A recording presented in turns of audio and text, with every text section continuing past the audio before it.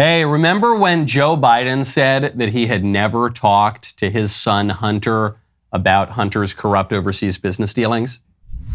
Vice President, how many times have you ever spoken to your son about his overseas business dealings? I've never spoken to my son about his overseas business dealings. I have never discussed with my son or my brother or anyone else anything having to do with their businesses, period. And what I will do is the same thing we did in our administration. There will be an absolute wall between personal and private and the government. Do you stand by your statement that you did not discuss any of your son's overseas business dealings? Yes, I stand by that statement. I did not know he was on the board of that company. I've never discussed my business or their business, my sons or daughters. I never discussed a single thing with my son about anything having to do with Ukraine. No, okay. Well, turns out all those many times Joe said that it was all a lie. That story fell apart after Hunter accidentally admitted in print first and then later in a filmed interview the very words that Joe said while they were talking about his business deals. Did you and your father ever discuss Ukraine? No. As I said, the only time was after a news account. It wasn't a discussion in any way. There's no but to this. No, we never did. Your dad said, I hope you know what you're doing. I hope you know what you're doing. I do? And I said, I do. And that was literally the end of our discussion. That was it. No, we never ever talked about it once. The only time was, hold on, no, there's no but. No, sorry, we never talked about it. But you said you talked about it. Yeah, okay, we talked about it, but it was a little bit. It wasn't a lot. So, okay, then the story was they talked about the business deals, but only briefly. And nobody believed that story either. But that story officially fell apart yesterday when Hunter's business partner, Devon Archer, testified behind closed doors that Joe not only spoke to Hunter about the crooked deals, but was in fact present on phone calls on which the crooked deals were being ironed out. A bunch of details on specific calls are available in all sorts of news reports from yesterday. The evidence is apparently so damning that Democrats aren't even trying to deny it. So the best story they've come up with now, care of Democrat Congressman Daniel Goldman, is, okay, Biden knew about the deals, and okay, Biden talked about the deals with Hunter, and okay, Biden was actually on the phone calls talking to the crooks with whom Hunter was making the deals, but they only talked about the weather.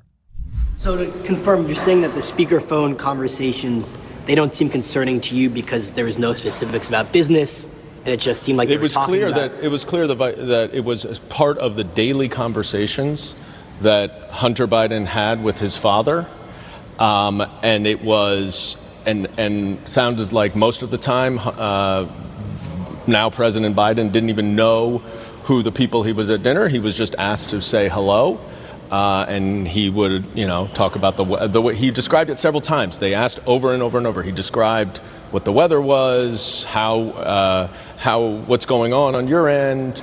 The witness was very, very consistent that none of those conversations ever had to do with any business dealings or transactions. They were purely what he called casual conversations.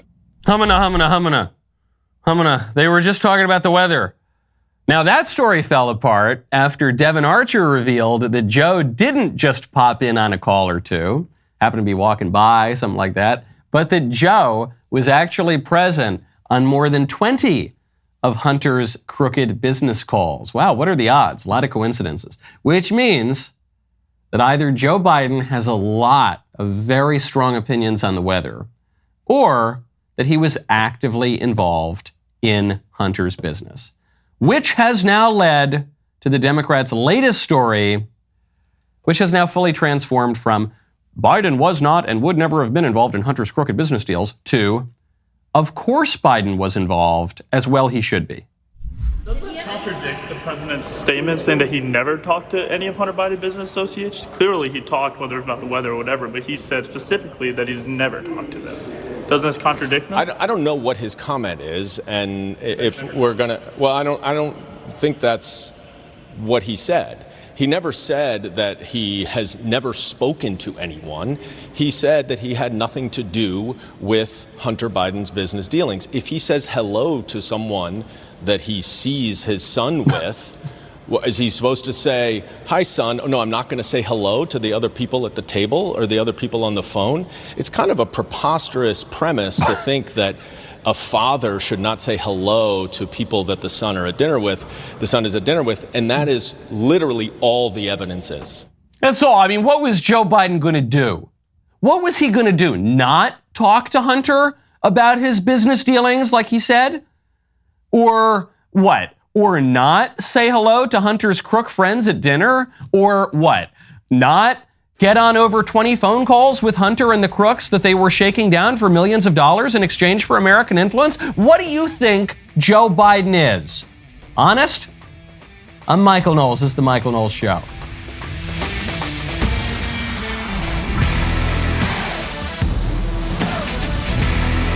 Welcome back to the show. The new Snow White lady, she's sand beige. She's Sandy Taupe or something. She is going off about how Snow White is extremely dated. We will get to not just the Snow White controversy, but what it means for something to be dated in our day and age. First, though, I don't want to move on too quickly past the Ukrainians. Not only the ones who paid the Bidens millions and millions of dollars, but the Ukrainians who are trying to drag us into World War III. Vladimir Zelensky, the leader of Ukraine, has now declared that it is absolutely fair to bring the war in Ukraine to the Russian homeland. This is in the wake of another drone attack on Moscow. Zelensky says absolutely fair for his forces to attack targets within the Russian mainland. Okay, yeah, maybe. Maybe it's fair. Russia invaded Ukraine after all, right? So it's fair for the Ukrainians to defend themselves and to take the war to the Russians, isn't it? Yeah, maybe. Maybe it is. Whose weapons is Zelensky going to be using to carry out those attacks? Is it going to be his weapons that he bought and that he built and that he's No.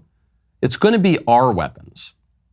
And so the question that we have to ask Zelensky and the rest of the world is, do we want Ukraine to be using our weapons and our money, since we are the only reason that Ukraine has been able to continue this war past week 2?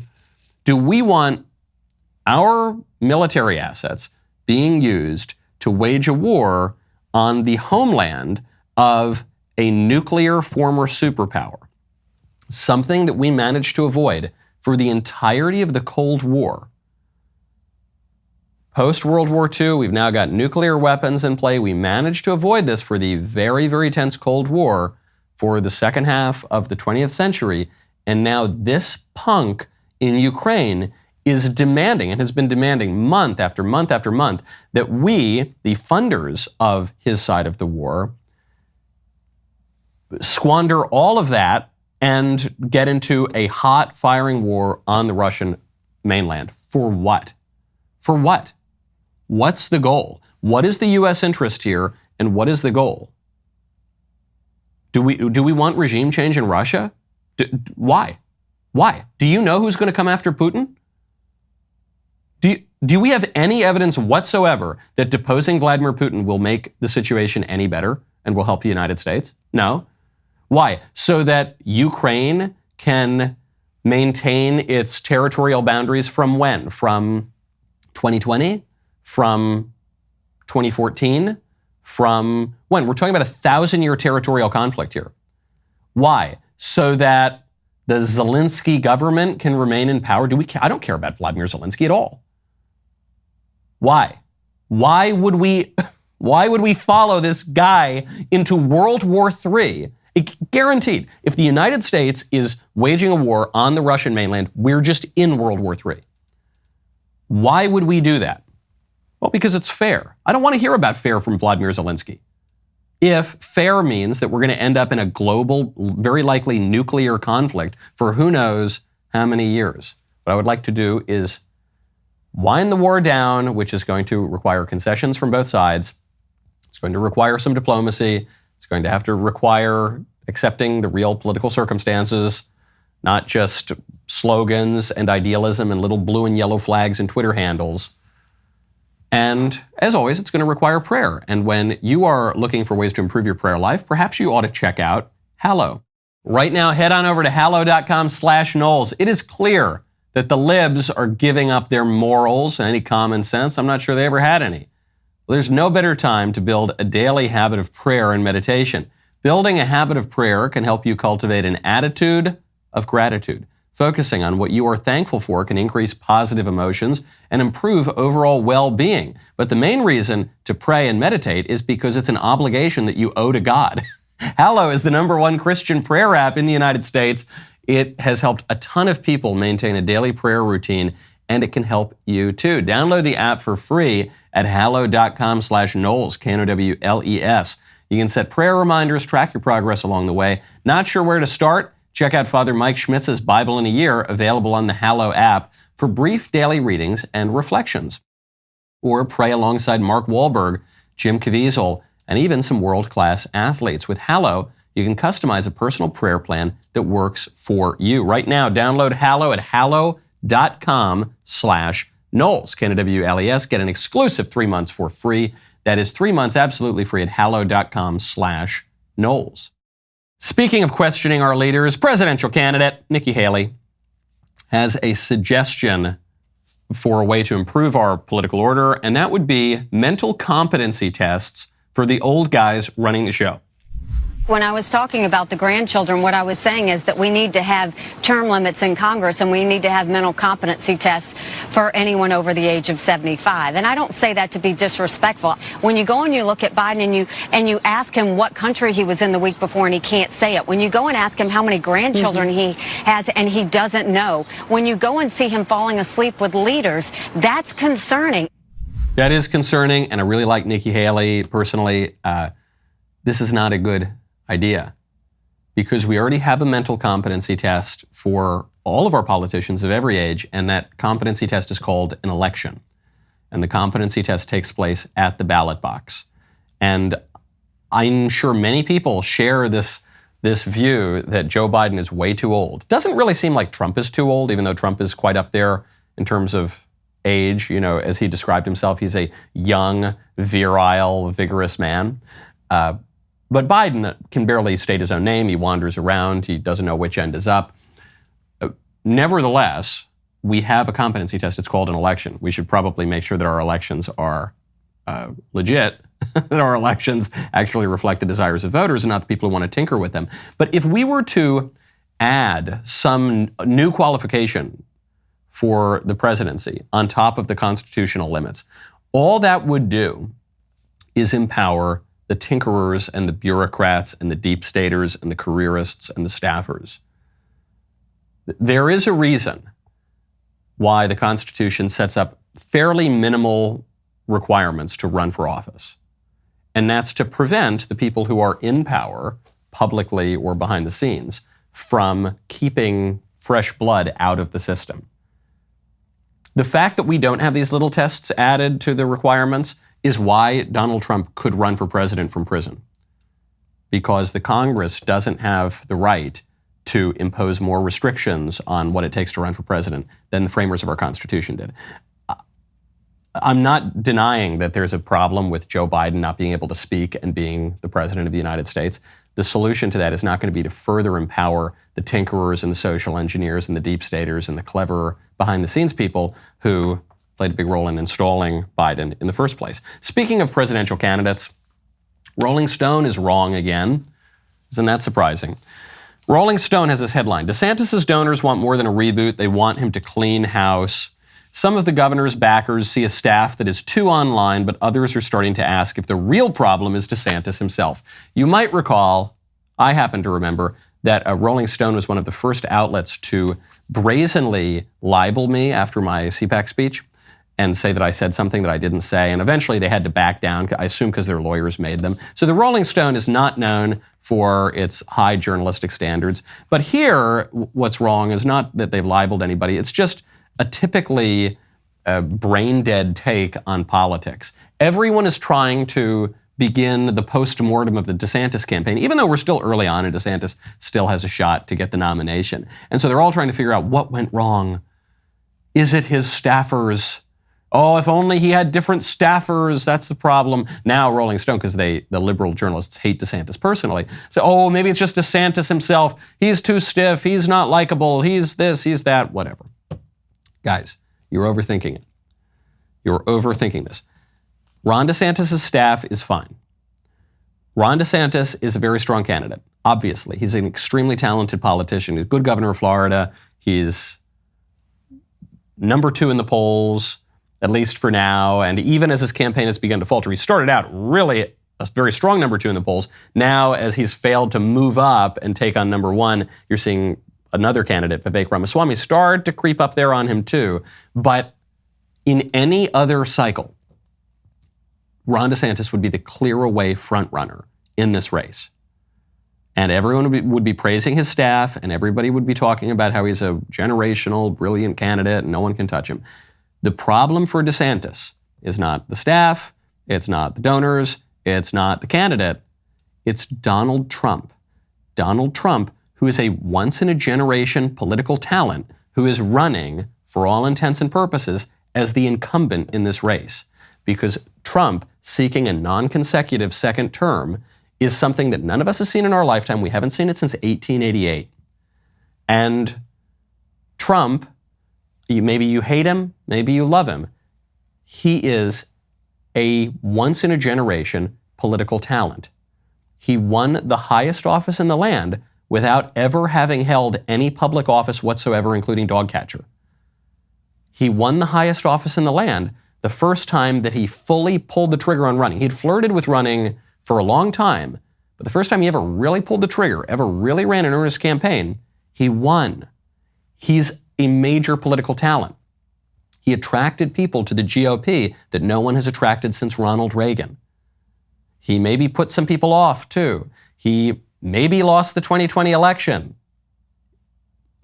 Maybe he didn't, but maybe he did. Maybe he did. And maybe he allowed the political circumstances to spiral out of control such that they were able to change all of the election laws in the weeks and months before the election and steal it from him. People are always trying to steal elections, especially the libs. And so maybe you say, well, I blame Trump. Even if they did steal it, I blame Trump for letting them steal it. Okay, blah, blah, blah, whatever. Maybe you hate the guy. Maybe you hate the guy. But you cannot deny he is an American original. We have not seen a politician like him in our lifetimes. We haven't seen a politician like him in 100 years at least. That's DeSantis' problem.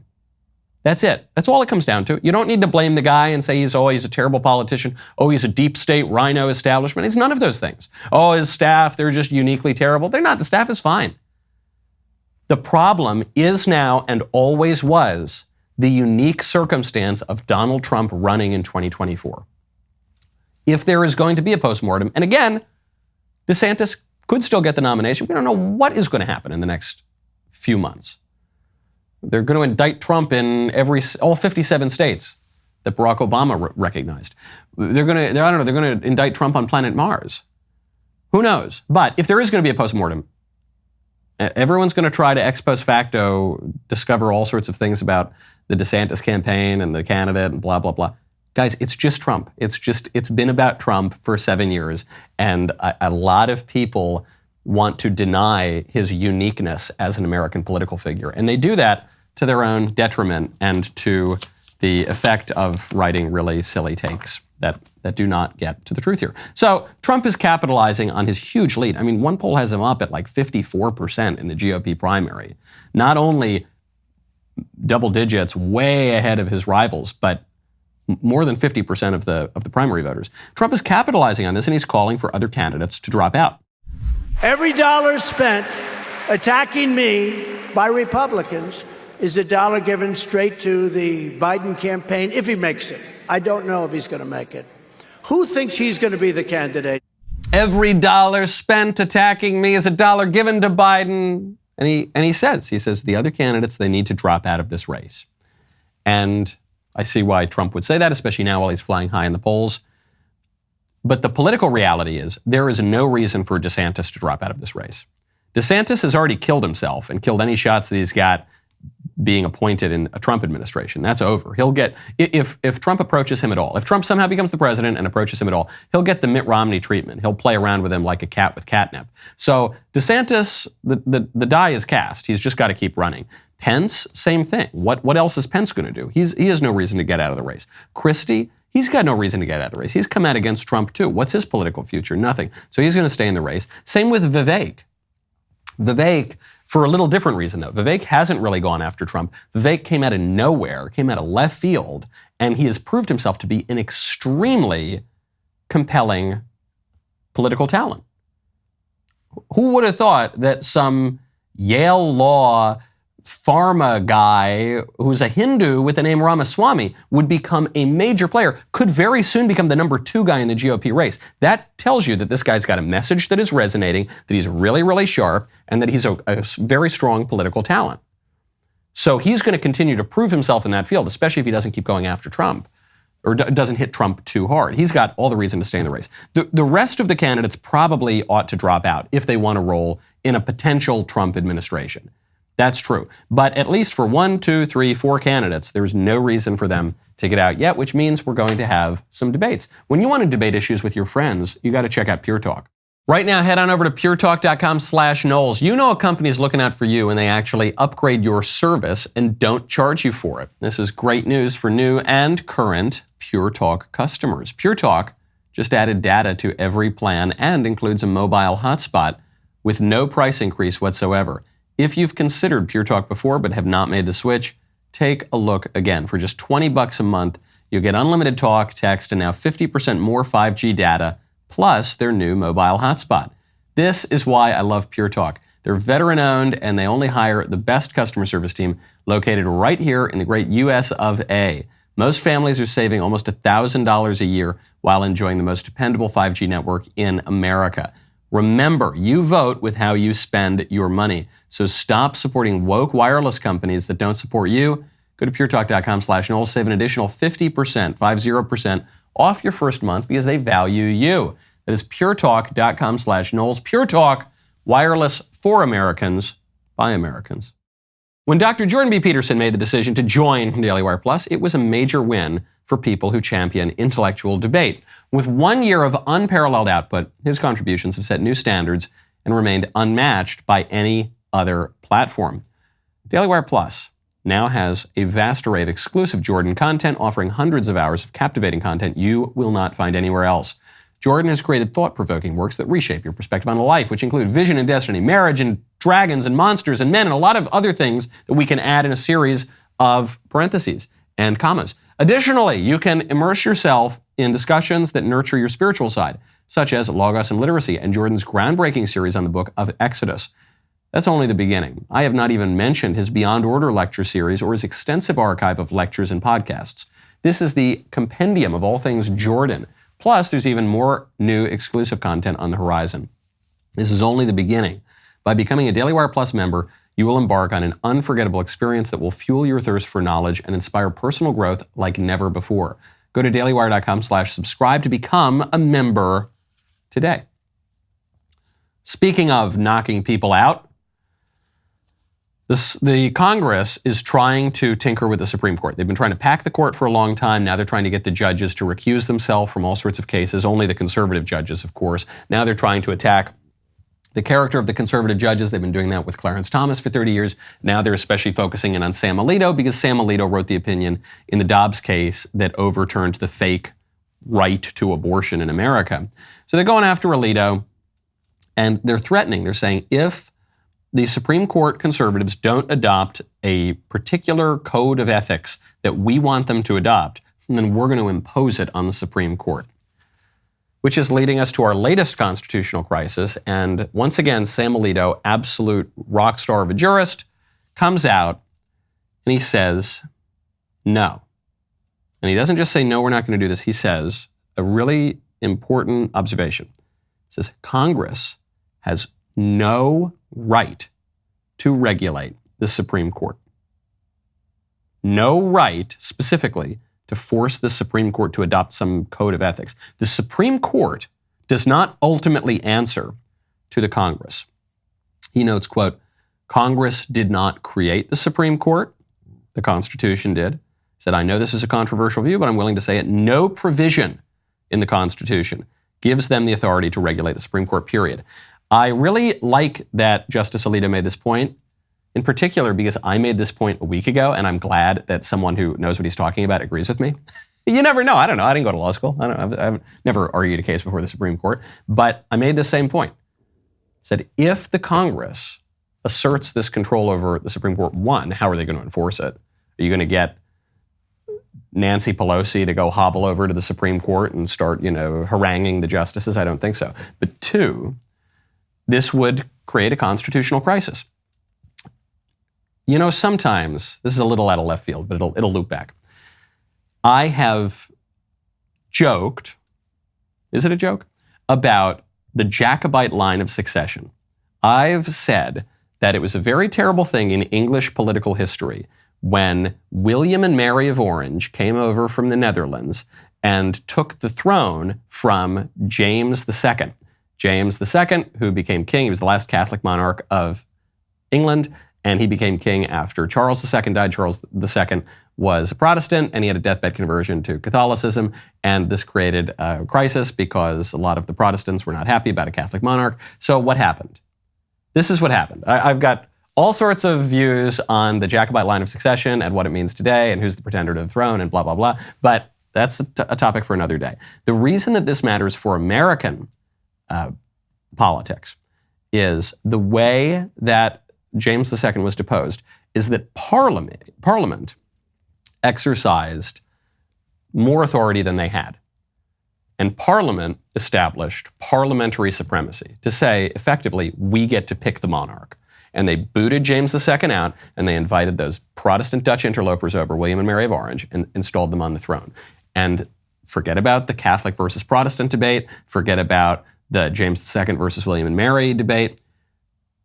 It's a question of who has the power in the government. Is it going to be a balanced government? Are there going to be checks on the authority of one part of the government over another part of the government? Is it going to be an inversion of the traditional understanding of that power? Does Parliament just run the whole show? If the U.S. Congress can bring the Supreme Court justices to heel, then we don't really have three branches of government. We've got at most two, because the Supreme Court will become a subsidiary of Congress. And if anybody thinks that would be a good thing in the United States, I would encourage you to open your eyes and take a look at Congress. Speaking of old institutions, very old, not just old like the Supreme Court, not just old like the British monarchy, old like Snow White, 1937. The new Snow White lady, who is notably not white, so we call her sand beige, sandy taupe. This lady is thrilled that they're remaking Snow White, not just in the new casting decisions, but remaking the whole movie, because she says that Snow White is dated.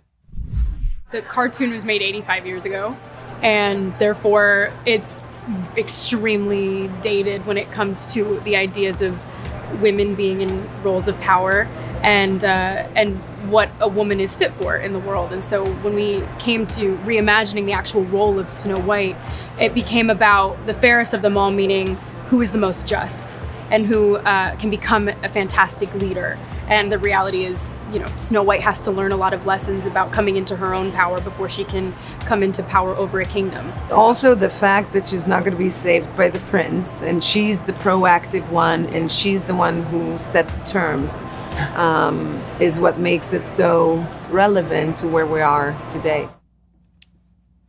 Not even going to comment on the way that they've rewritten the script to take out all those terrible things like beauty and love. Who wants Snow White with beauty and love when we can talk about girl bosses? Isn't that captivating? Can't you wait to just run out to the theaters and get your popcorn? And no, I don't think so. Forget that for a second. She says they rewrote the story because Snow White is extremely dated. Dated. What does that mean, to be dated? She's saying it like it's a bad thing. It's bad to be dated. Isn't it only bad for a thing to be dated if the time that we're living in is better than the time that the dated thing existed in? In other words, if we were living in this wonderful age where everyone was thriving and things were beautiful and just and good and virtuous, and then you looked back at some other time in history, and you pointed to some vestige of that, and you said, oh, that's so dated from that time. And that other time was a really awful, terrible time where everything was ugly and decaying and vicious and evil. And well, then it would be bad for something to be dated to that time. But what if the time that we were living in right now is worse by almost every measure than the time to which this thing we're criticizing is dated? Then dated would be a good thing. And then we'd say, oh, that's so dated from this much better time that can maybe give us a guidepost as to how to get out of the dumb age that we're living in. By virtually every measure, 1937 was a better time that was more conducive to human flourishing and virtue than today is. And we can look through all the social scientific data on this. We're not having any kids anymore. The civilization is literally dying. People are much more depressed. People are much more anxious. The suicide rates are much higher. People are reporting much lower rates of happiness and satisfaction. You look at all the social science. And then you look at the harder facts, which we see a little bit in people were having bigger families. People were building beautiful things. The culture was physically more beautiful. You had better buildings, better artwork coming up. You had people, therefore, a little more hopeful about the future. What you're always going to hear when you bring that up is people going to say, yeah, but back in the past, there were separate water fountains for white and black people, or something. They'll point to some bad thing, some sort of unpleasant feature of the past. They'll say, see? And if in the case of 1937, that's pretty much it. This is before World War II. Got the end of the Great Depression on the horizon. And by the way, material hardship is not intrinsically immoral or anything like that. But even then, yeah, you say, okay, well, what about that, huh? Back then, they had different water fountains for white and black people. Okay, now we kill 800,000 babies a year. Now we chop little kids' genitals off. Now we don't have any hope for the future or any patriotism. The rates of those things are declining precipitously. Now we don't have national borders. Now we don't speak the same language. Now we this, now we that. Oh, did I mention we kill 800,000 babies a year? You're really going to tell me, oh no, we're living in the best time. You just don't understand. This is what the liberals always say. The liberals on the left, and even the liberals on the right, the kind of center-right people, oh, come on, let's stop complaining. We're living in the best time. They often adopt the premises and the language of the left. No. 1937, America had its act much more together than it does now. Snow White is dated? Yeah, I guess so. Let's go watch that movie. Maybe we can learn a thing or two. Speaking of signs of the times and social science, some good news, finally. High school boys are becoming more right-wing.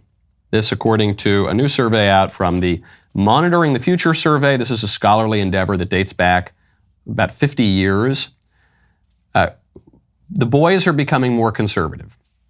The 12th grade girls are becoming more liberal. So, good news and bad news. Men are from Mars, women are from Venus. But the trend, at least for the boys, is in the right direction. Why is this happening? I think this is happening in part because we've destroyed marriage and the notion that boys and girls are complementary. So rather than boys and girls moving closer and closer together, recognizing how they fit together, and is that euphemistic or is that no? It's metaphorical as well. That recognizing that we each have something to add, and men really need women, and women really need men, and we're going to move together and become one flesh and be of one mind. The libs have destroyed marriage, and so when women get married, they become more conservative. And maybe men moderate some of their extremism too. When they stay apart, then they move in opposite directions. This is why a society with a proper understanding of marriage will be more conservative, and a society that disregards marriage and abolishes marriage and redefines it is going to become more liberal. We've just seen that in real time. Also, everyone's going to give their hot take on why the young boys are becoming more conservative right now. My hot take as to why this is happening is because we're living in a world that is more virtual. Kids are not going out and climbing trees as much. They're not racing fast cars as much. They're not going on physical adventures as much. The society is becoming much more focused on computers and video games and staying in your apartment and consuming content, and it's just not as vigorous and physical as it used to be. And so, because young boys are inclined toward extreme behavior and risky behavior that's just in our DNA, the way that is instantiated in this more virtual reality type culture is going to be through risky and edgy and controversial intellectual pursuits rather than just physical ones. That's why. To be a conservative today is to question and to oppose the entire regime, the entire liberal establishment, which controls every institution. To do that is risky. It's edgy. It's extreme. It's countercultural. It's rebellious. It's all the things that young men always are. But whereas in the past, they would have gone out and smoked cigarettes and gotten drunk and driven motorcycles and I don't know, gone womanizing. And all the surveys show is young men are not doing that as much as they used to. Even with the hookup culture, they're having less sex with fewer women. So all that edginess, all that rebelliousness, all that risky behavior, that's going to be more intellectual. It's going to be more in the life of the mind. And what does that mean in a culture such as ours? In a very liberal culture, it means you become more right-wing. So that's the silver lining in a storm cloud. Now, my favorite comment yesterday is from DC Zelenak060, who says, I am become feminism, destroyer of the family. Barbie 2023. I love that because in a matter of about 4 hours, I am going to see Barbie. I am going to meet up with sweet little Elisa. We are going to watch Barbie, even though it's the middle of the workday, and we're going to do that because there is a backstage tonight. And I know Ben hates Barbie, and so if Ben hates something, I have to assume that I will like it, but I don't know. I've also heard from a lot of people that it's terrible. I've heard from a lot of people that it's good. I just don't know what to think about it. So I'm going to go watch it before backstage, and we will discuss. We will have the real debate. Forget aliens for a second. We'll probably have to talk about that too, but we'll have the real debate that is roiling the Daily Wire. We will discuss Barbie. Speaking of the extreme behavior of young men, probably can't include this part on YouTube today. It is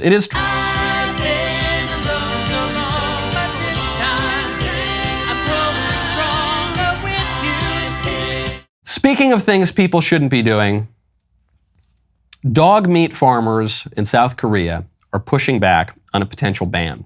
South Korea wants to ban dog meat. I don't like dogs. I don't. Some people ask, are you a dog person? Are you a cat person? I'm not. I'm a people person. I like people. I don't really care for pets that much. I don't hate them. They don't make me angry, but I just don't like them. And yet, people should not eat dog. Libs think we should be able to eat dogs. Utilitarians think we ought to be able to eat dogs. Materialists think we ought to be able to eat dogs. Because, it's just meat. These people probably think we should eat humans. But we should not eat dogs. And the reason it's wrong to eat dogs, and the reason the South Korean dog farmers are wrong, and the reason that the people trying to reform this are right, is because that's not what dogs are for. Dogs are there to be man's best friend. They're not my best friend, but broadly they are man's best friend. They were bred to be man's best friend. And that's why it's especially cruel, in a way that it's not cruel to kill and eat a cow, kill and eat a pig, kill and eat a chicken. The dogs are there and were bred, even if you just want to look at a purely historical, evolutionary kind of view of it, to say nothing of a deeper philosophical view. They're there to be our mate and our help and our buddies and our companions, and it's wrong to eat them. That's why it feels wrong to eat a dog. I've never tried eating a dog, but that's why I would not be inclined to eat a dog, even though I don't like them all that much. It's the C.S. Lewis argument for it. It's not that dogs have rights. They don't. It's not that animals have rights broadly. They don't. But when we when we do things like torture animals or when we do things like eat dogs, it deadens our humanity because we are violating a kind of metaphysical concord that we have with dogs, and we're violating the proper order of nature and the ends to which these things are ordered. Okay, it's Tuesday. Now that I've just done probably what's effectively a 3-minute show on YouTube today because of my digression into the Mr. Beast guy, we will get into Tuesday. That's the day for the member block. We can't talk about it on YouTube, so you've got to head on over. If you're a member of the Hoi Polloi and you're not watching on Daily Wire Plus, then you've got to come over right now. Go to dailywire.com, use code Knowles at checkout for 2 months free on all annual plans.